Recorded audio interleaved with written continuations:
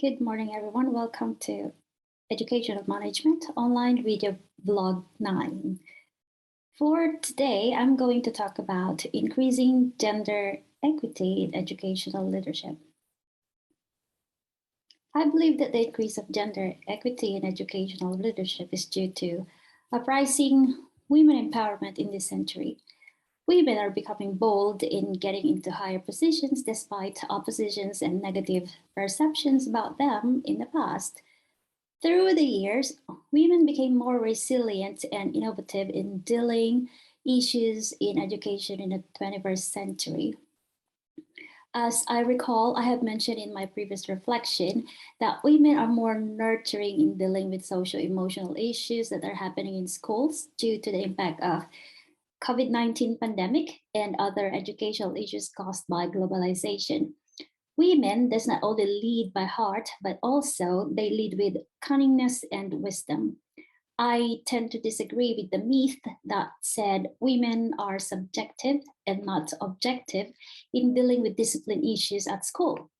The fact in terms of dealing with disciplinary issues at school is that women can balance between being punitive and restorative.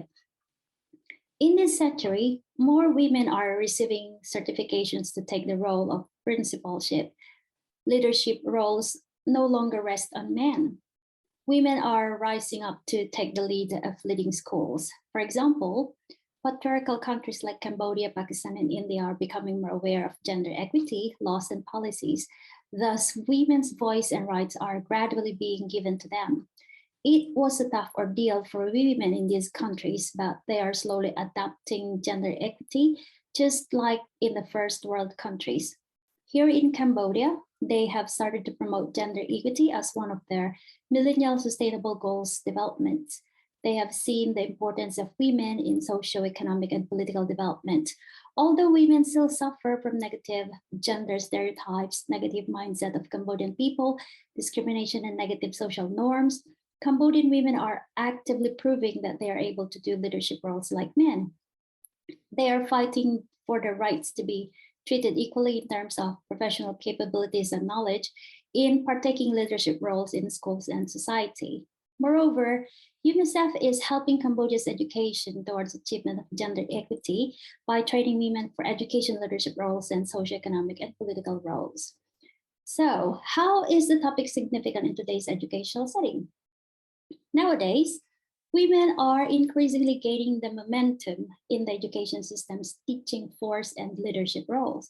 Although men still dominate the educational leadership roles, massive efforts are being done to let women be fairly treated like men. Despite the mentioned lack of self-esteem and lack of self-confidence and leadership identity in women, they took these to motivate themselves to be educated in terms of leadership style, gained more experience in classroom teaching roles, and eventually get on administrative roles after having gone through a series of education and preparation for educational leadership. Women rising up to administrative roles are product of women empowerment. Looking back in the 19th and 20th century, women were discriminated against, harassed, put down, and labeled as lower than men. However, in this 21st century, many organizations are proactively promoting gender equality and equity among men and women. Based on my research, among the 156 nations in the world, 142 nations are geared towards gender equality and equity.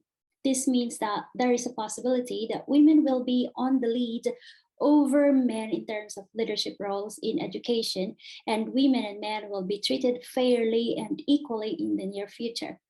In my perspective, these harsh working situations and discrimination in the workplace have brought women to their feet to stand against discrimination and be fairly and equally treated like men. For some women in the leadership now, they have gotten their inspiration to lead from what their ancestors or grandparents had gone through during their hardship times. These women would like to stand up to correct the twisted norms on gender roles, gender stereotypes, and gender discrimination of the past. They would like to see a foreseeable future of women equally and fairly treated like men. So, in conclusion, women are becoming more competent and able to do what men can do in relation to educational leadership. Due to discrimination and negative gender social norms, belief, and attitudes towards women, they tend to have different ethical standards from men. Women's ethical standard is more on being balanced between nurture and justice, while men tend to focus more on rights and justice. Women care to preserve relationships and value restorative practices more often than men. I can say that ethicality in educational leadership is a byproduct of women's and men's experience, culture, tradition, spiritual, social, and educational upbringing. Therefore, the way they carry out their roles in educational leadership is different, although they have the same goals. Thank you for listening. Bye.